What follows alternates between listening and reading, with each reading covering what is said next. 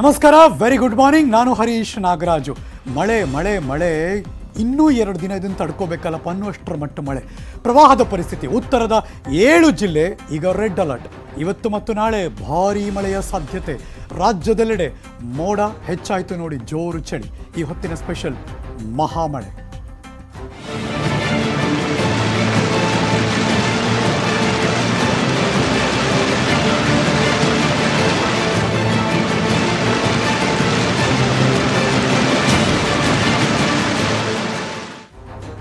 ಈಗಾಗಲೇ ತುಂಬಾ ದಿನದಿಂದ ವರುಣರಾಯ ಆರ್ಭಟಿಸಿದ್ದಾನೆ. ಜೋರು ಮಳೆ, ಪ್ರವಾಹದ ಪರಿಸ್ಥಿತಿ ರಾಜ್ಯದ ಹಲವಾರು ಭಾಗದಲ್ಲಿ. ಆದರೆ ಈಗ ಬರ್ತಿರೋ ಬ್ರೇಕಿಂಗ್ ನ್ಯೂಸ್ ನೋಡಿ, ಮುಂದುವರಿತಾ ಇದೆ ಈ ಮಳೆಯ ಆರ್ಭಟ. ಉತ್ತರ ಕರ್ನಾಟಕದ 7 ಜಿಲ್ಲೆಗಳು ಇದೀಗ ಆರೆಂಜ್ ಅಲ್ಲ, ರೆಡ್ ಅಲರ್ಟ್ ಬಗ್ಗೆ ಮಾತಾಡ್ತಿದ್ದೀವಿ.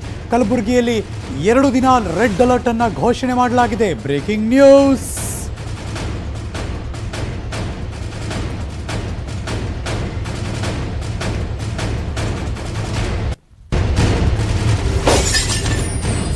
ಈ ಕ್ಷಣ ಮಳೆ ಬಗ್ಗೆ ಬ್ರೇಕಿಂಗ್ ನ್ಯೂಸ್ ನೋಡ್ತಾ ಇದ್ದೀರಾ. ಮಹಾರಾಷ್ಟ್ರದಲ್ಲಿ ಭಾರೀ ಮಳೆ ಆಗ್ತಾ ಇದೆ. ಯಾವಾಗಲೂ ಹಂಗೆ, ಕರ್ನಾಟಕದಲ್ಲಿ ಮಳೆ ಆದರೂ ಅಷ್ಟೇ, ಮಹಾರಾಷ್ಟ್ರದಲ್ಲಿ ಮಳೆ ಬಿದ್ದರೂ ಅಷ್ಟೇ. ಕರ್ನಾಟಕ ಎಫೆಕ್ಟ್ ಆಗುತ್ತೆ.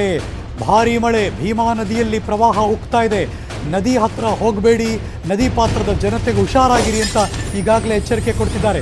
ಕಲಬುರಗಿ ಜಿಲ್ಲಾಡಳಿತದಿಂದ ಕಟ್ಟೆಚ್ಚರದ ಘೋಷಣೆ. ತುಂಬ ಜನ ಎಮೋಷನಲ್ ಕನೆಕ್ಟ್, ನಾವು ಬರಲ್ಲ, ಊರು ಬಿಟ್ಟು ಅಲ್ಲೇ ಇರ್ತೀವಿ, ಇನ್ನೊಂದು ಸ್ವಲ್ಪ ದಿನ ನೋಡ್ಕೊಂಬರೋಣ ಅಂತೆಲ್ಲ ಅಂತಿರ್ತಾರೆ. ಈಗ ಕಟ್ಟೆಚ್ಚರವನ್ನು, ಕಟ್ಟಪ್ಪಣೆಯನ್ನು ಕೂಡ ಕೊಟ್ಟಿದ್ದಾರೆ.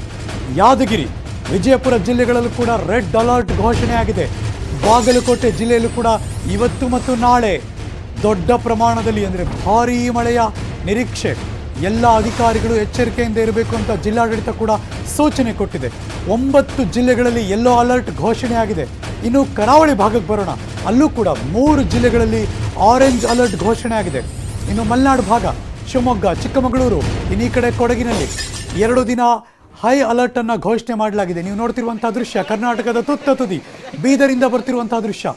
ಬಾಬಾ ಯಾವ ಪ್ರಮಾಣದಲ್ಲಿ ಬರ್ತಾ ಇದೆ ನೋಡಿ. ಕಲಬುರಗಿಯ ದೃಶ್ಯ ತೋರಿಸ್ತಾ ಇದ್ದೀವಿ ಇದೀಗ. ನೀರು ನೀರು ನೀರು, ಎಲ್ಲಿ ನೋಡಿದ್ರು ಅಷ್ಟೇ. ಗದ್ದೆಗಳಿಗೆ, ಹೊಲಗಳಿಗೆ, ಊರುಗಳಿಗೆ, ನದಿ ಪಾತ್ರದ ಜನ, ಆ ಮನೆಗಳು ಎಲ್ಲವೂ ಕೂಡ ಮುಳುಗೋಗಿದೆ. ಬೆಳೆದಿರೋ ಬೆಳೆ ಎಲ್ಲ ಕಂಪ್ಲೀಟ್ ಸರ್ವನಾಶ. ಆ ಮನುಷ್ಯ ನಡ್ಕೊಂಡು ಹೋಗ್ತಿರೋದು ಗೊತ್ತಾಗ್ತಿದೆ ಅಲ್ಲ, ಓ ಇದು ರಸ್ತೆ ಅಂತ ಅವಾಗ ಅನ್ಕೋಬೇಕು. ಅದರ್ವೈಸ್ ಗೊತ್ತೇ ಆಗಲ್ಲ. ಯಾವುದೋ ಕಾಲುವೆ ಉಕ್ಕು ಹರಿತಾ ಇದೆ, ನದಿ ಉಕ್ಕು ಹರಿತಾ ಇದೆ, ಮಧ್ಯದಲ್ಲಿರೋದು ರಸ್ತೆ. ಆ ರಸ್ತೆಗೆ ಮಧ್ಯ ಬಿದ್ದಿರುವಂಥ ಮರ ಎಲ್ಲಂದ್ರೂ ಕೊಚ್ಕೊಂಬಂದು ಇಲ್ಲೆಲ್ಲ ಬಿದ್ದೋಗ್ಬಿಟ್ಟಿರ್ತದು. ಸೊ ಹಾಗಾಗಿ ಯಾರು ಓಡಾಡಬೇಡಿ. ತುಂಬ ಊರುಗಳಿಗೆ ಸೀದಿಸ್ ಯಾವುದೊಂದು ಜಿಲ್ಲಾಸ್ಪತ್ರೆನೋ ಯಾವುದೋ ಮನೆಗಳೋ ಎಲ್ಲವೂ ಕೂಡ. ಈಗ ನೋಡ್ತಿರೋ ದೃಶ್ಯ ಎಕ್ಸಾಕ್ಟಾಗಿ ಇದು ಬಾಗಲಕೋಟೆ. ಅಲ್ಲೆಲ್ಲ ಬಡಾವಣೆಗಳಲ್ಲಿ ಕಂಪ್ಲೀಟ್, ಎಷ್ಟೋ ಬಡಾವಣೆಗಳನ್ನ ವಿಜುವಲ್ಸ್ಗಳು ನೋಡ್ತಿದ್ದೆ ರಾತ್ರಿ ಎಲ್ಲ. ಸೊಂಟದ ಮಟ್ಟಿಗೆ ಮಂಡಿ ತನಕ ಕಂಪ್ಲೀಟಾಗಿ ನೀರು ನೀರು ನೀರು. ಮನೆ ಜನ ಆಚೆಗೆ ಬರೋಕ್ಕೆ ಸಾಧ್ಯನೇ ಇಲ್ಲ. ಹಾಗಾಗಿನೇ ನ್ಯೂಸ್ 18 ಕನ್ನಡದ ಮೂಲಕ 2-3 ದಿವಸದಿಂದ ನಾನೇ ಕೂಡ ಮೆನ್ಷನ್ ಮಾಡಿದ್ದೆ, ನೋಡಿ ಯಾರೋ ಹೋಗ್ತಿದಾರಲ್ಲ, ಸೊಂಟದ ತನಕ ನೀರಿದೆ. ಯಾದಗಿರಿಯಿಂದ ಬರ್ತಿರುವಂಥ ಈ ದೃಶ್ಯ ಈಗ ಬರ್ತಾ ಇರೋದು. ಕಂಪ್ಲೀಟಾಗಿ ಸ್ಕ್ರೀನ್ ಚೇಂಜ್ ಆಗ್ತಿರುತ್ತೆ, ಕಂಟಿನ್ಯೂಸ್ ಆಗಿ ನೋಡ್ತಾ ಇರಿ. ಎಲ್ಲ ಜಿಲ್ಲೆಗಳ ಹೆಸರನ್ನ ಹೇಳ್ತಾ ಹೋಗ್ತೀನಿ ನಾನು. ಯಾದಗಿರಿಯಲ್ಲೂ ಕೂಡ ಇದು ಐತಿಹಾಸಿಕ ಬಸವೇಶ್ವರ ದೇವಸ್ಥಾನ, ಆ ಭಾಗದ ಹೋಗಿರೋ ಗೊತ್ತಿರುತ್ತೆ, ಅದು ಕೂಡ ಮುಳುಗೋಗಿದೆ. ಎಲ್ಲ ಕಡೆ ಕೂಡ ಕಾಲುವೆಗಳು, ಕೆರೆಗಳು ಎಲ್ಲ ತುಂಬ ಹರಿತಾ ಇದೆ. ರಸ್ತೆ, ಹಳ್ಳಿಗಳ ಒಳಗಡೆ ಬ್ಯಾರೇಜ್ಗಳು, ಎಲ್ಲ ಕಡೆ ನೀರು ನೀರು ನೀರು. ಕಲಬುರಗಿ, ಬಾಗಲಕೋಟೆ, ಯಾದಗಿರಿ. ನೀವು ಈಗಲೂ ಹೇಳ್ತೀವಿ ಕೇಳಿ, ಇನ್ನೂ 2 ದಿನ ಮಳೆ ಇರೋದ್ರಿಂದ ಹೈ ಅಲರ್ಟ್, ರೆಡ್ ಅಲರ್ಟ್ ಘೋಷಣೆ ಆಗಿದೆ. ಹಾಗಾಗಿ ಆ ಭಾಗದ ಮಂದಿ ಎಮರ್ಜೆನ್ಸಿ ಮೆಡಿಸಿನ್ಸ್ಗಳು, ಫುಡ್ಡು, ಹಾಲು ಏನೇನಿತ್ತು ಅದೆಲ್ಲ ತೆಗೆದುಕೊಂಡು ಬಿಡಿ.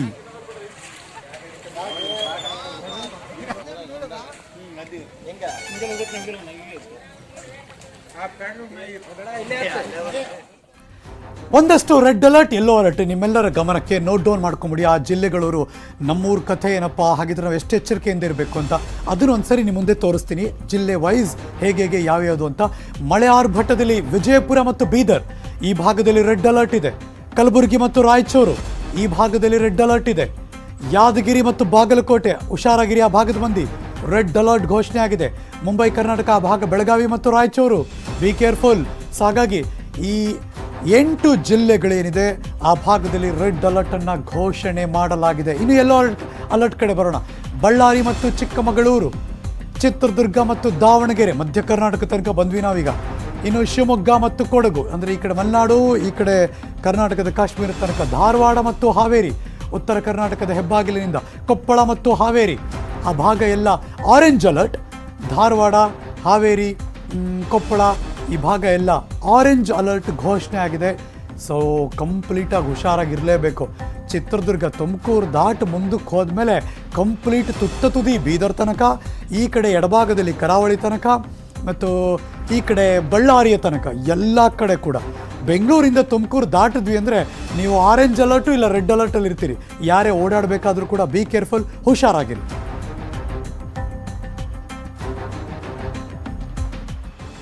ಈ ಕಲಬುರಗಿ ಭಾಗದ ಮಂದಿ ಯೋಚನೆ ಮಾಡ್ತಿರ್ತಾರೆ, ಯಾಕಪ್ಪ ವರುಣದೇವ ನೀ ಶಾಂತನಾಗ್ತಿಲ್ಲ ಅಂತ. ಬ್ರೇಕಿಂಗ್ ನ್ಯೂಸ್ ನೋಡೋಣ. ಕಲಬುರಗಿ ಜಿಲ್ಲೆಯಲ್ಲಿ ಶಾಂತನಾಗುತ್ತಿಲ್ಲ ವರುಣರಾಯ. ರಾತ್ರಿ ಸುರಿದಿದೆ ಮಳೆ ನೋಡಿ ಆ ಜನ ನಿಜವಾಗ್ಲೂ ಕಂಗಾಲಾಗ್ಬಿಟ್ಟಿದ್ದಾರೆ. ಕೆಲವು ಕ್ಷಣದ ವಿಜುವಲ್ಸ್ ಕೂಡ ಪ್ಲೇ ಮಾಡ್ತೀನಿ ನಿಮಗೆ. ಏಕೆಂದರೆ ಕಾಗಿಣಾ ನದಿ ಮೈದುಂಬಿ ಹರಿತಾ ಇದೆ. ಮೈದುಂಬಿ ಅನ್ನೋಕ್ಕಿಂತ ಇನ್ನೂ ಹೆಚ್ಚೇ ಹರಿತಾ ಇದೆ. Breaking news. ಮಳೆಯ ಅಬ್ಬರ ಯಾವ ಪರಿಪ್ರಮಾಣದಲ್ಲಿದೆ ಅಂದರೆ ಬಲಭಾಗದಲ್ಲಿ ನೋಡ್ತಿರುವಂತಹ ದೃಶ್ಯ. ಕಲಬುರಗಿ ಭಾಗದ ಮಂದಿ ರಾತ್ರಿ ಎಲ್ಲ ಒದ್ದಾಡ್ಬಿಟ್ಟಿದ್ದಾರೆ. ಮಳೆಯ ಅಬ್ಬರಕ್ಕೆ ಮಳಖೇಡ ಹತ್ತಿರ ಸೇತುವೆ ಕಂಪ್ಲೀಟ್ ಮುಳುಗೋಯ್ತು. ಭಾರೀ ಮಳೆಯಿಂದ ಕಲಬುರಗಿ ಸೇಡಂ ಸಂಚಾರ ಕಂಪ್ಲೀಟ್ ಸ್ಥಗಿತ. ಹಲವು ಕಡೆ ಅನ್ನೋಕ್ಕಿಂತ ತುಂಬ ಕಡೆ ಮನೆಗಳಿಗೆ ನೀರು ನುಗ್ಗಿದೆ. ಬೆಳೆಗಳಂತೂ ಕಂಪ್ಲೀಟ್ ಸರ್ವನಾಶ. ಆ ಜನ ಏನಪ್ಪ ಮಾಡೋದು ಮುಂದಕ್ಕೆ. ಕಲಬುರಗಿಯಿಂದ ತುಂಬ ಜನ ಮುಂಬೈಗೆ, ಬೆಂಗಳೂರಿಗೆ, ಬೇರೆ ಬೇರೆ ಸಿಟಿ ಗುಳೆ ಹೋಗ್ತಾರೆ. ಇವಾಗ ಆ ಥರದ ಪರಿಸ್ಥಿತಿ ಇಲ್ಲವೇ ಇಲ್ಲ. ಗುಳೆ ಹೋಗೋದು ಈಗಾಗಲ್ಲ, ಕೆಲಸ ಸಿಗಲ್ಲ. ಕೊರೋನಾ ಒಂದು ಕಡೆ, ಬೆಳೆದಿರೋ ಬೆಲೆ ಕೈ ಹತ್ತಿಲ್ಲ. ಇನ್ನೇನು ಬಂತು ಫಸಲು ಅನ್ಬೇಕಾದ್ರೆ ಕಂಪ್ಲೀಟ್ ಮುಳುಗೋಯ್ತು. ಜನ ನಾವೇನು ಮಾಡೋದು ಅಂತ ತಲೆ ಮೇಲೆ ಕೈ ಹೊತ್ತು ಕೂತಿದ್ದಾರೆ. ಏನಾದರೂ ರಾಜಕಾರಣ ಬಿಟ್ಟು ಜನಪ್ರತಿನಿಧಿಗಳು ತಿರುಗಿ ನೋಡಿದ್ರೆ ಬಚಾವ್ ಅವರು ಅದಾರು ಮಾಡ್ತಾರ ಅಂತ ನೋಡೋಣ. ಭೀಮಾ ನದಿಯಲ್ಲಿ ಪ್ರವಾಹದ ಆತಂಕ, ಹಾಗಾಗಿ ಆ ಭಾಗದಲ್ಲಿ ಎಲ್ಲ ಈಗ ದೊಡ್ಡ ಮಟ್ಟದಲ್ಲಿ ಪ್ರವಾಹದ ಪರಿಸ್ಥಿತಿ. ನೀವು ನೋಡ್ತಿರೋದು ರಸ್ತೆ. ಈ ರಸ್ತೆ ಥರ ಕಾಣಿಸ್ತಾನೇ ಇಲ್ಲ. ಈ ಬಿಲ್ಡಿಂಗ್ಗಳೆಲ್ಲ ಜಿಲ್ಲಾಸ್ಪತ್ರೆನೋ ಅಥವಾ ಇನ್ಯಾವುದೋ ತಾಲೂಕು ಆಸ್ಪತ್ರೆ ಏನೋ ಇರುತ್ತೆ. ಸೊ ಹಾಗಾಗಿ ಆ ಭಾಗದಲ್ಲಿ ಇವೆಲ್ಲ ಈಗ ಮುಳುಗೋಗಿದೆ. ಜನ ನಿಜವಾಗ್ಲೂ ಒದ್ದಾಡ್ತಿದ್ದಾರೆ. ಯಾಕೆ ಸರ್ ಯಾದಗಿರಿ ಕಡೆ ರೆಡ್ ಅಲರ್ಟು ಅಂದರೆ ಈಗ ಬರ್ತಿರೋ ವಿಜುವಲ್ಸ್ ನೋಡ್ಬಿಡಿ ನೀವು. ಯಾದಗಿರಿ ಬರ್ತಿರುವಂಥ ಬ್ರೇಕಿಂಗ್ ನ್ಯೂಸ್. ಬಿಟ್ಟು ಬಿಡದೆ ಭಾರೀ ಮಳೆ ಯಾದಗಿರಿ ಕಡೆ 3 ದಿನದಿಂದ ಸುರಿತಾ ಇದೆ. ಹತ್ತತ್ರ 100 ಮನೆ ಕಂಪ್ಲೀಟಾಗಿ ಹಾನಿ ಆಗೋಗಿದೆ. ಕಳೆದ ತಿಂಗಳು 2,000 ಮನೆಗಳಿಗೆ ಹಾನಿಯಾಗಿತ್ತು. ನಾವು ಅದನ್ನು ಕೂಡ ನಿಮಗೆ ತೋರಿಸಿದ್ವಿ. ನಾವು ಕಾಡಂಗೇರ, ಮುನಮುಟಗಿ, ಶಾರದಾಹಳ್ಳಿ ಈ ಭಾಗದಲ್ಲೆಲ್ಲ ನಿಮ್ಮ ರಿಲೇಟಿವ್ಸ್ ಮನೆಗಳಿದ್ದರೆ, ನಿಮ್ಗೆ ಗೊತ್ತಿರೋರು ಮನೆ ಇದ್ದರೆ ಒಂದು ಸ್ವಲ್ಪ ಫೋನ್ ಮಾಡಿ ವಿಚಾರಿಸ್ಕೊಳ್ಳಿ. ಬಿಕಾಸ್ ಮನೆಗಳೆಲ್ಲ ಬಿದ್ದೋಗ್ಬಿಟ್ಟಿದ್ದಾರೆ. ನ್ಯೂಸ್ 18 ಕನ್ನಡಕ್ಕೆ DC ರಾಗಪ್ರಿಯ ಕೂಡ ಮಾಹಿತಿ ಕೊಟ್ಟಿದ್ದಾರೆ. Breaking news.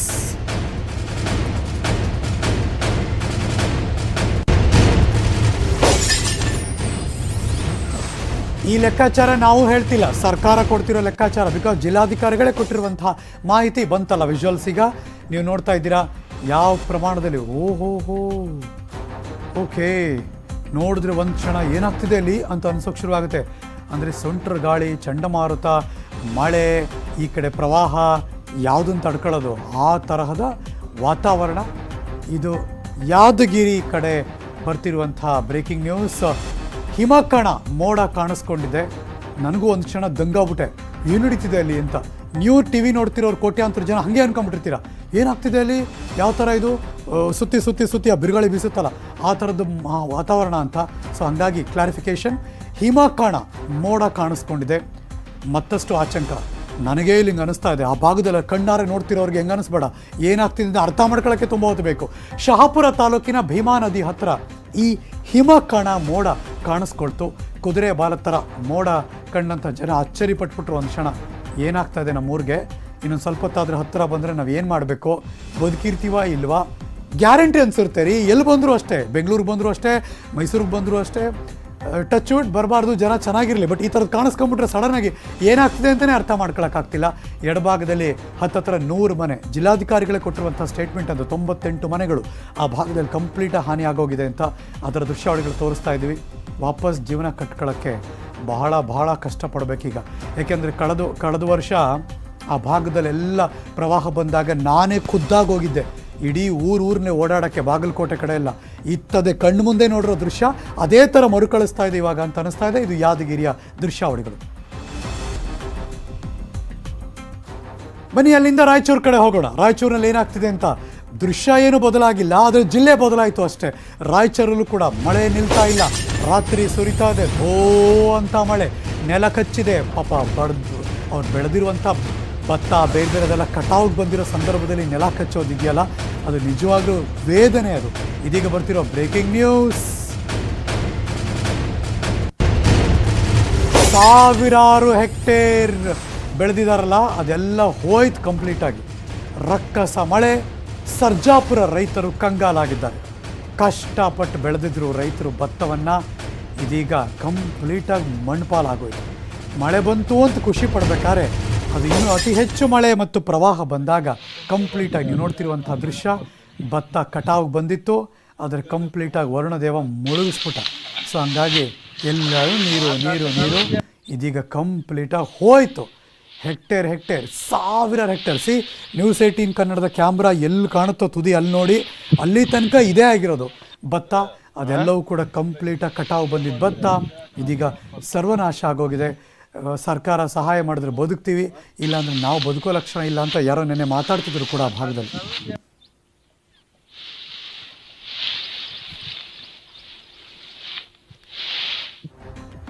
ಯಾಕೆ ಹಿಂಗಾಗೋಯ್ತು ಹರೀಶ್ ನಾಗರಾಜ್ ಅವರೇ? ಈ ಮೊದಲು ಕೂಡ ಮಳೆ ಬರ್ತಿತ್ತಲ್ಲ, ಅಂದರೆ ಈ ಬಾರಿ ನಾವು ಹೇಳ್ತೀವಲ್ಲ ಟೆಕ್ನಿಕಲಿ ವಾಡಿಕೆ ಪ್ರಮಾಣಕ್ಕಿಂತ ಹೆಚ್ಚು ಮಳೆ ಬಂದಿದೆ. ಎಷ್ಟು? ಇದೀಗ ಬರ್ತಿರುವಂಥ ಬ್ರೇಕಿಂಗ್ ನ್ಯೂಸ್ ನೋಡಿ. ರಾಜ್ಯದಲ್ಲಿ ಈ ಬಾರಿ 27% ಮಳೆ ಹೆಚ್ಚಳ ಆಗಿದೆ. ಓಹೋ, 5% 10% ಆದ್ರೇ ತಡ್ಕೊಳಕ್ಕಾಗಲ್ಲ, ಇನ್ನು 27% ಅಂದರೆ ಇಮ್ಯಾಜಿನ್ ಮಾಡ್ಕೊಳ್ಳಿ. ಕರಾವಳಿ, ಉತ್ತರ, ದಕ್ಷಿಣ ಒಳನಾಡಿನಲ್ಲಿ ಮಳೆ ಅಬ್ಬರಿಸಿ ಬೊಬ್ಬಿರಿತಾ ಇದೆ, ನಿರಂತರ ಮಳೆ. ಬಂಗಾಳ ಕಲ್ಲಿಯಲ್ಲಿ ವಾಯುಭಾರ ಕುಸಿತ ಆಯಿತು, ಅದರ ರಿಸಲ್ಟ್ ಇದೆಲ್ಲ ಬರ್ತಾ ಇದೆ. ರಾಜ್ಯದ ಎಲ್ಲ ಭಾಗ ತಂಪಾಗಿದೆ. ಬೆಳಗ್ಗೆ ಎದ್ದು ಬೆಂಗಳೂರು ಸಿಟಿ ಜನ ಮಳೆ ಬರದೇ ಇದ್ರು ನಿನ್ನೆ ತುಂತುರು ಹನಿ ಕೆಲವು ಕಡೆ ಬಂದರು. ಏನು ಚಳಿ ಅಂತಿರ್ತೀವಲ್ಲ, ಇದೇ ಅದಕ್ಕೆಲ್ಲ ರೀಸನ್ನು. ರಾಜ್ಯಾದ್ಯಂತ ಮೋಡ ಕವಿದ ವಾತಾವರಣ, ಆಗಾಗ ಸುರಿತಾ ಇದೆ ಮಳೆಯಿಂದ ಚಳಿ. ಇನ್ನೂ ಒಂದಷ್ಟು ಜನ ಸಿಟಿ ಜನ ತಡ್ಕೊಳ್ಳೇಬೇಕು, ಏನೂ ಮಾಡೋಕ್ಕಾಗಲ್ಲ.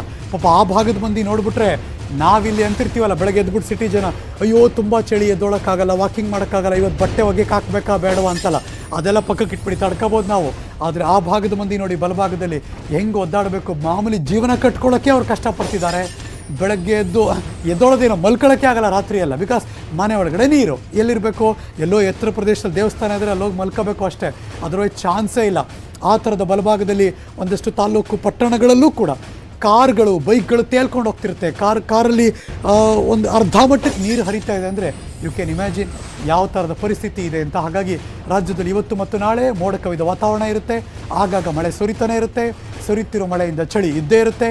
ಕರಾವಳಿಯಲ್ಲಿ ವಾಯುಭಾರ ಕುಸಿತ, ಗಂಟೆಗೆ 60 ಕಿಲೋಮೀಟರ್ ವೇಗದಲ್ಲಿ ಬೀಸ್ತಾ ಇದೆ ಗಾಳಿಯಿಂದಾಗಿ ಅಫ್ಕೋರ್ಸ್ ಶೀತ ಅಂತೂ ಇದ್ದೇ ಇರುತ್ತೆ, ಅದು ಎಲ್ಲ ಕಡೆ ಬಂದೇ ಬರುತ್ತೆ. ದಕ್ಷಿಣ ಭಾಗದಲ್ಲಿ 4 ದಿನದಿಂದ ಚಳಿ ಕಡಿಮೆ ಆಗೋ ಲಕ್ಷಣ, ಕರಾವಳಿಯಲ್ಲೂ ಕೂಡ 4 ದಿನದಲ್ಲಿ ಚಳಿ ಕಡಿಮೆ, ಒಂದು ವಾರದಲ್ಲಿ ಹಂತವಾಗಿ ಎಲ್ಲ ಕಡೆ ಕೂಡ ಚಳಿ ಕಡಿಮೆ ಆಗುವ ಲಕ್ಷಣ ಕಾಣಿಸ್ತಾ ಇದೆ. ನಾಳೆಗೆ ಮುಂಗಾರು ಮಳೆ ಮುಗಿಯುತ್ತೆ, ಇದೊಂಚೂರು ಸಮಾಧಾನ. ಅಕ್ಟೋಬರ್ 15 ಆದಮೇಲೆ, ಅಂದರೆ ಗುರುವಾರ ಆದಮೇಲೆ ಹಿಂಗಾರು ಪ್ರವೇಶ ಆಗುತ್ತೆ. ಆಗ ಬೆಂಗಳೂರು ಸುತ್ತಮುತ್ತ ಮಳೆಯ ಪ್ರಮಾಣ ಒಂದಷ್ಟು ಕಡಿಮೆಯಾಗುವ ಸಾಧ್ಯತೆ ಇದೆ ಅನ್ನೋದು ಲೆಕ್ಕಾಚಾರ. ಇನ್ನು ಮೈಸೂರು, ಮಂಡ್ಯ ಭಾಗದ ಮಂದಿ ಕೇಳಿಸ್ಕೊಳ್ಳಿ, ಮಳೆ ಪ್ರಮಾಣ ಕುಸಿತ ಆಗುತ್ತೆ. 25% ಮಳೆ ಕಡಿಮೆಯಾಗುವ ಸಾಧ್ಯತೆ ಗುರುವಾರ ಆದಮೇಲೆ, ಇವತ್ತಿಂದ ಹೇಳ್ತಿಲ್ಲ ನಾನು. ಕರಾವಳಿ, ಮಲೆನಾಡಿನಲ್ಲಿ ಸ್ವಲ್ಪ ಮಳೆ ಇನ್ನೂ ಇರುತ್ತೆ.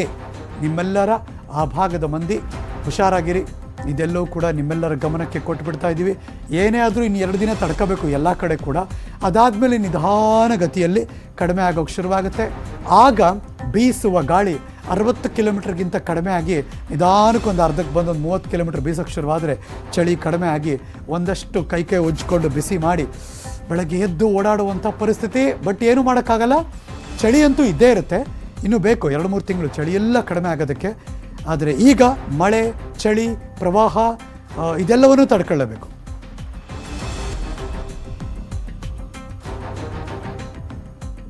ಇದೆಲ್ಲವನ್ನು ನಿರಂತರವಾಗಿ ನಾವಂತೂ ವೆಬ್ಸೈಟಲ್ಲಿ ಅಪ್ಲೋಡ್ ಮಾಡ್ತಾನೆ ಇರ್ತೀವಿ. ನಿಮಗೆ ಅದನ್ನು ಗಮನಕ್ಕೆ ತರ್ತಾ ಇದ್ದೀವಿ. news18kannada.com ಕ್ಲಿಕ್ ಮಾಡಿ ಮಾಹಿತಿಯನ್ನು ನಿರಂತರವಾಗಿ ಪಡೆಯುವಂಥ ಕೆಲಸ ಮಾಡಿ. ಅದು ಮಳೆ ಸುದ್ದಿ ಆದರೂ ಅಷ್ಟೇ, ಪ್ರವಾಹದ ಸುದ್ದಿ ಆದರೂ ಅಷ್ಟೇ, ರಾಜಕೀಯದ ಸುದ್ದಿ ಆದರೂ ಅಷ್ಟೇ. ಇನ್ನಷ್ಟು ನ್ಯೂಸ್ ನಿಮಗೋಸ್ಕರ ಕಾಯ್ತಾ ಇದೆ. ಒಂದು ಚಿಕ್ಕ ಬ್ರೇಕ್ ತೊಗೊಂಬರ್ತೀನಿ, ಎಲ್ಲೂ ಹೋಗಿ. Welcome back. ಬ್ರೇಕ್ ಮುಂಚೆ ಉತ್ತರ ಕರ್ನಾಟಕದ ಭಾಗ ಕರಾವಳಿ ಭಾಗ, ಮಧ್ಯ ಕರ್ನಾಟಕದಲ್ಲಿ ಹೇಗೆಲ್ಲ ಪ್ರವಾಹ ಇದೆ, ಮಳೆ ಇದೆ ಅಂತ ನಿಮಗೆ ತೋರಿಸಿದೆ ನಾನು. ಇದೀಗ ಮೈಸೂರು ಭಾಗಕ್ಕೆ ಬರ್ತಾ ಇದ್ದೀನಿ. ಇದೀಗ ಬರ್ತಿರುವಂಥ ಬ್ರೇಕಿಂಗ್ ನ್ಯೂಸ್, ಮೈಸೂರು ಜಿಲ್ಲೆಯಲ್ಲಿ ಮತ್ತೆ ಪ್ರವಾಹದ ಆತಂಕ. ಯಾಕೆ? ಬಿಕಾಸ್ ಕೇರಳದಲ್ಲಿ ಮಳೆ ಆಗ್ತಾ ಇದೆ. ಕೇರಳದ ವಯನಾಡಿನಲ್ಲಿ ಭಾರೀ ಮಳೆ ಆಗ್ತಾ ಇದೆ. ಕಬಿನಿ ಜಲಾಶಯದ ಒಳಹರಿವು ಹೆಚ್ಚಳ ಆಗ್ತಾ ಇದೆ. Breaking news.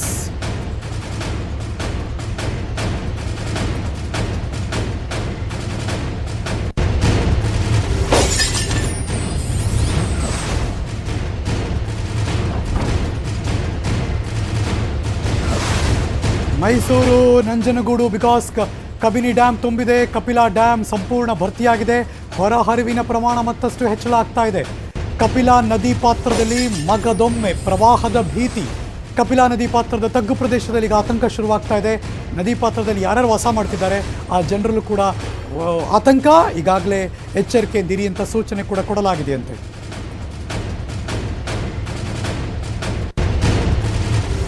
ದೃಶ್ಯ ತೋರಿಸ್ತಾ ಇದ್ದೀವಿ ಇದೀಗ. ಕಪಿಲಾ ನದಿ ಪಾತ್ರ, ಅಲ್ಲಿಗ ಡ್ಯಾಮಿಂದ ಹೊರಹರಿವು ಹೆಚ್ಚಳ ಆಗ್ತಾ ಇದೆ. ಬಿಕಾಸ್ ಕೇರಳದ ವಯನಾಡಿನಲ್ಲಿ ಭಾರೀ ಪ್ರಮಾಣದಲ್ಲಿ ಮಳೆ ಬೀಳ್ತಾ ಇದೆ. ಅಲ್ಲಿರೋ ಎಫೆಕ್ಟು ಮೈಸೂರು ಭಾಗಕ್ಕೆ ಆಗೇ ಆಗುತ್ತೆ. ಕಪಿಲಾ ನದಿಗೆ ಬರುತ್ತೆ. ಅಲ್ಲಿಂದ ಇದೀಗ ಹೊರಹರಿವಿನ ಪ್ರಮಾಣ ಹೆಚ್ಚಳ ಮಾಡ್ತಾರೆ. ಡ್ಯಾಮಿಂದ ಹೊರಗೆ ಬರ್ತಿರುವಂಥ ನೀರು ನಿಮ್ಮ ನ್ಯೂಸ್ 18 ಕನ್ನಡದ ಸ್ಕ್ರೀನಲ್ಲಿ ಎಕ್ಸ್ಕ್ಲೂಸಿವ್. ಹಾಗಾಗಿ ಅಲ್ಲಿಂದ ಹೊರಗೆ ಬಂದ ಮೇಲೆ ನದಿ ಪಾತ್ರದ ಜನ, ನೀರಿನ ಮಟ್ಟ ಹೆಚ್ಚಳ ಆಗುತ್ತೆ. ನಿಮ್ಮ ಮನೆಗೆ, ನಿಮ್ಮ ಊರಿಗೆ ನೀರಂತೂ ಗ್ಯಾರಂಟಿ ಬರುತ್ತೆ. ಸೊ ಬಿ ಕೇರ್ಫುಲ್, ಹುಷಾರಾಗಿರಿ. ಒಂದಷ್ಟು ನಿಮ್ಮ ಬೇರೆ ಬೇರೆ ಕಡೆ ಎತ್ತರ ಪ್ರದೇಶ, ನಿಮ್ಮ ರಿಲೇಟಿವ್ಸ್ ಮನೆಗಳಿದ್ದರೆ ಒಂದಷ್ಟು ಅಲ್ಲಿ ಹೋಗೋದು ಬಹಳ ಒಳ್ಳೆಯದು. ಒಂದು 10 ದಿನ. ಜೊತೆಗೆ ಈಗಾಗಲೇ ಜಿಲ್ಲಾಡಳಿತ ಕೂಡ ಆ ಭಾಗದ ಮಂದಿಗೆ ಹುಷಾರಾಗಿರಿ ಅಂತ ಎಚ್ಚರಿಕೆಯನ್ನು ಕೊಟ್ಟಿದ್ದಾರೆ.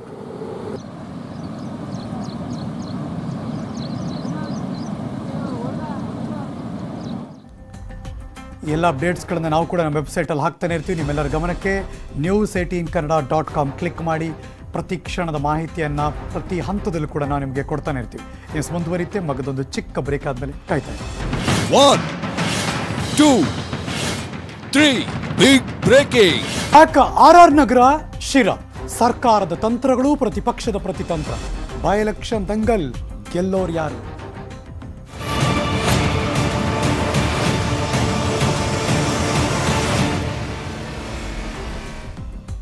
ದಿನ ಕಳೀತಾ ಇದೆ. ನವೆಂಬರ್ 3ನೇ ತಾರೀಕು ಬೈ ಎಲೆಕ್ಷನ್ ಅನೌನ್ಸ್ ಆಗಿದೆ. ನಾಮಿನೇಷನ್ ಫೈಲ್ ಆಗ್ತಾ ಇದೆ, ರಂಗೇರ್ತಾ ಇದೆ ಆರ್ ನಗರದ ಅಖಾಡ. ಇವತ್ತು 3 ಪಕ್ಷಗಳ ನಾಮಪತ್ರವನ್ನು ಸಲ್ಲಿಕೆ ಮಾಡ್ತಾರೆ. ಭರಾಟೆ ಅಂತೂ ಜೋರಾಗಿ ನಡೀತಾ ಇದೆ. ಮುಖಾಮುಖಿ ಆಗ್ತಾರೆ ಸಿಎಂ ಮತ್ತು ಮಾಜಿ ಸಿಎಂ. Breaking news.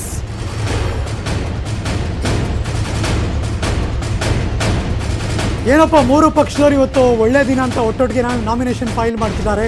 ಇವತ್ತು ನಾಮಪತ್ರವನ್ನು ಸಲ್ಲಿಸ್ತಾ ಇದ್ದಾರೆ. ಬಿಜೆಪಿಯಿಂದ ಮುನಿರತ್ನ ಬೆಳಗ್ಗೆ 10:30ಕ್ಕೆ ನಾಮಪತ್ರವನ್ನು ಸಲ್ಲಿಸೋದಕ್ಕೆ ಸಿದ್ಧತೆ ಮಾಡ್ಕೋತಿದ್ದಾರೆ. ಈ ಸಂದರ್ಭದಲ್ಲಿ ಮುಖ್ಯಮಂತ್ರಿ ಹಾಜರಿರ್ತಾರೆ. BS ಯಡಿಯೂರಪ್ಪನವರು, ಕೆಲ ಸಚಿವರು ಕೂಡ ಭಾಗಿಯಾಗ್ತಾರೆ. ಮುನಿರತ್ನ ಅವರಿಗೆ ಸಾಥ್ ಕೊಡ್ತಾರಾ?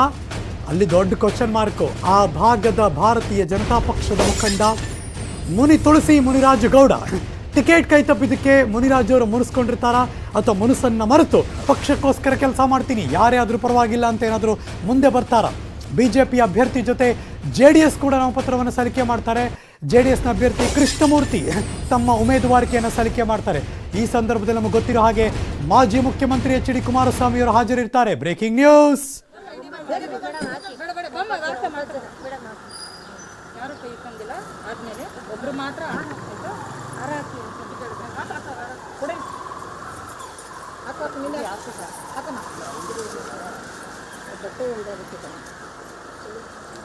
ಈ ಕ್ಷಣ ನೀವು ನೋಡ್ತಿರುವಂತಹ ದೃಶ್ಯಾವಳಿಗಳು. ಇವತ್ತು ಒಳ್ಳೆಯ ದಿನ, ಹಾಗಾಗಿ ಉಮೇದುವಾರಿಕೆಯನ್ನು ಸಲ್ಲಿಸೋದಕ್ಕೆ ಆರ್ ನಗರದ ಭಾರತೀಯ ಜನತಾ ಪಕ್ಷದ ಅಭ್ಯರ್ಥಿ ಮುನಿರತ್ನ ಅವರು ಬೆಳಗ್ಗೆ ಪೂಜೆ ಪುನಸ್ಕಾರ ನಡೀತಾ ಇದೆ.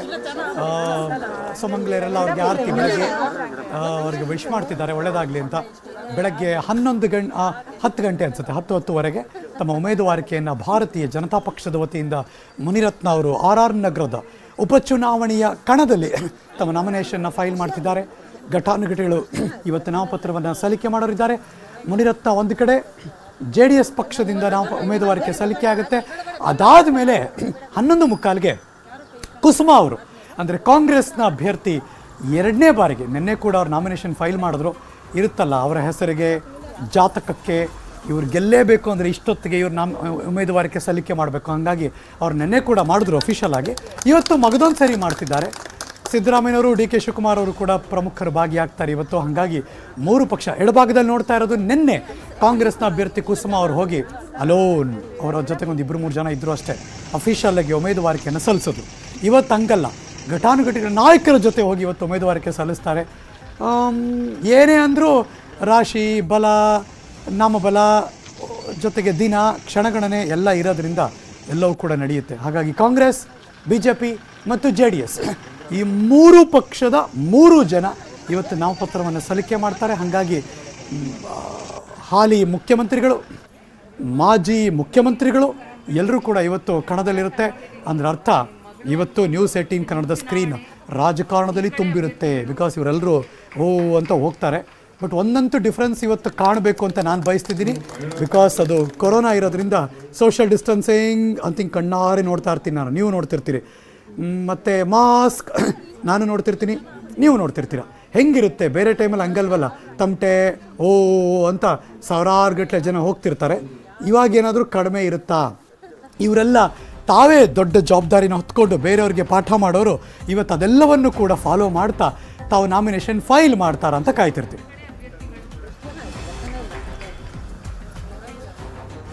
ಅಲ್ಲಿಂದ ನೇರವಾಗಿ ಶಿರಾ ಮರೆಯೋಂಗಿಲ್ವಲ್ಲ, ಅಲ್ಲೂ ಕೂಡ ದೊಡ್ಡ ಮಟ್ಟದಲ್ಲಿ ಭರಾಟೆ ಇದ್ದೇ ಇದೆ. ಶಿರಾದಲ್ಲೂ ಕೂಡ ಇವತ್ತು ನಾಮಪತ್ರದ ಭರಾಟೆ ಇದ್ದೇ ಇರುತ್ತೆ. ನಾಮಪತ್ರವನ್ನು ಸಲ್ಲಿಸ್ತಾರೆ JDSನ ಅಭ್ಯರ್ಥಿ ಅಮ್ಮ ಜಮ್ಮಾರಿಂದ ಇವತ್ತು ನಾಮಪತ್ರ ಸಲ್ಲಿಕೆ. Breaking news.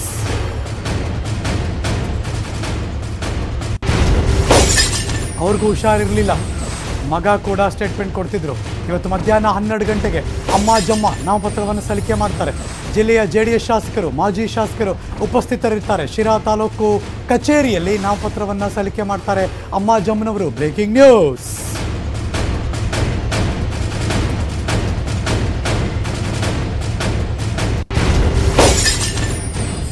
ಶಿರಾದಲ್ಲಿ ನಾಮಪತ್ರದ ಭರಾಟೆ ಇವತ್ತು ಅಲ್ಲೂ ಕೂಡ ಇದ್ದೇ ಇರುತ್ತೆ. ಯಾಕೋ ಇವತ್ತು ಒಳ್ಳೆ ದಿನ ಅನಿಸುತ್ತೆ. ಅಕ್ಟೋಬರ್ 14ನೇ ತಾರೀಕು ಶಿರಾ ಕ್ಯಾಂಡಿಡೇಟ್ಸ್ಗಳು ಅಖಾಡದಲ್ಲಿ ಯಾರಿದ್ದಾರೆ? ರಾಜೇಶ್ ಗೌಡ್ರು BJPಗೆ ಬಂದರು, ಅವರು ನಿಲ್ಲಿಸ್ಬೋದಾಗಿತ್ತಲ್ಲ ಅಂತ Congress. But still doctor Rajesh ಗೌಡ್ರು BJP, JDSನಿಂದ ಅಮ್ಮಾಜಮ್ಮ, ಕಾಂಗ್ರೆಸ್ನಿಂದ TB ಜಯಚಂದ್ರ ಮಗದೊಮ್ಮೆ ತಮ್ಮ ಅದೃಷ್ಟ ಪರೀಕ್ಷೆಗೆ ನಿಂತಿದ್ದಾರೆ. ಕಳೆದ ಬಾರಿ ಸೋತಿದ್ರು, ಈ ಬಾರಿ ಮತ್ತೆ ಅದೃಷ್ಟ ಪರೀಕ್ಷೆಯ ರಣಕಣದಲ್ಲಿದ್ದಾರೆ. ಶಿರಾ ಅಖಾಡ 3 ಪಕ್ಷಕ್ಕೂ ಕೂಡ ಇಲ್ಲೂ ಒಂದು ದೊಡ್ಡ ಮಟ್ಟದಲ್ಲಿ ಪ್ರತಿಷ್ಠೆಯ ಕಣ. ಹಂಗೆ ನೋಡೋಕ್ಕೋದ್ರೆ 3 ಪಕ್ಷಕ್ಕೂ 2 ಕ್ಷೇತ್ರವು ಪ್ರತಿಷ್ಠೆಯ ಕಣ. ಆದರೆ ಶಿರಾ ಮತ್ತು RR ನಗರ ಅಂತ ಬಂದಾಗ ಒಂದು ತೂಕ RR ನಗರಕ್ಕೆ ಹೆಚ್ಚಿದೆ, ಅನುಮಾನನೇ ಇಲ್ಲ. ಆದರೆ ಮಗದೊಂದು ಕಡೆ ಶಿರಾ, ಇನ್ನೊಂದು ಕಡೆ ಶಿರಾ ಅಖಾಡ ತೋರಿಸ್ತಾ ಇದ್ದೀವಿ. ಈಗ RR ನಗರದ ಅಖಾಡ ಪ್ಲೇ ಮಾಡಿದ್ವಿ. ಯಾರಿದ್ದಾರೆ? BJPಯಿಂದ ಮುನಿರತ್ನ, JDSನಿಂದ ಕೃಷ್ಣಮೂರ್ತಿ, ಕಾಂಗ್ರೆಸ್ನಿಂದ ಕುಸುಮ ಅಖಾಡದಲ್ಲಿದ್ದಾರೆ. 3 ಜನ ಇಲ್ಲೂ ಕೂಡ ಇವತ್ತು ನಾಮಿನೇಷನ್ ಫೈಲ್ ಮಾಡ್ತಿದ್ದಾರೆ. ಒಂದು ಕಡೆ RR ನಗರ ಬಹಳ ಪ್ರತಿಷ್ಠೆಯ ಕಣ, ಅಲ್ಲಿದ್ದವರು ರಿಸೈನ್ ಮಾಡಿ ಆಚೆಗೆ ಬಂದವರು, ಇನ್ನೊಂದು ಪಕ್ಷ ಸೇರಿದವರು, ಕೋರ್ಟ್ನಲ್ಲಿ ಕೇಸ್ ಗೆದ್ದವರು, ಇದೀಗ ಮತ್ತೆ ಅದೃಷ್ಟ ಪರೀಕ್ಷೆಗೆ ನಿಂತವರು. ಇನ್ನು ಕಾಂಗ್ರೆಸ್ನಿಂದ ಕುಸುಮ ಅವರು ಅನ್ನೋಕ್ಕಿಂತ ಅದರ ಹಿಂದೆ ಇದೆಯಲ್ಲ ದೊಡ್ಡ ಮಟ್ಟದಲ್ಲಿ ಪ್ರತಿಷ್ಠೆಯಾಗಿ ತೆಗೆದುಕೊಂಡಿರುವ ಆ ಭಾಗದ ಶಾಸಕರು ಮತ್ತು ಸಂಸದರು, ಅದು ಕೂಡ ದೊಡ್ಡ ಮಟ್ಟದಲ್ಲಿದೆ. ಇಲ್ಲಿಗೆ ಮುಂಜಾನೆಯ 3 ಬಿಗ್ ಬ್ರೇಕಿಂಗ್ ನ್ಯೂಸ್ ಕೊಟ್ಟು ನಾನು ಹೋಗಿ ಬರ್ತೀನಿ. ಮತ್ತೆ ಸಿಗ್ತೀನಿ ಮುಂದಿನ ನ್ಯೂಸ್ಗಳಲ್ಲಿ. ಆದರೆ ಪಕ್ಕಾ ಸುದ್ದಿಗೆ ನೀವು ಯಾವಾಗಲೂ ನೋಡ್ತಾ ಇರಿ ನ್ಯೂಸ್ 18 ಕನ್ನಡ. ಜಾಲ ನಮ್ಮದು, ಬಲ ನಿಮ್ಮದು. ಈ ವಾರ್ತೆಯ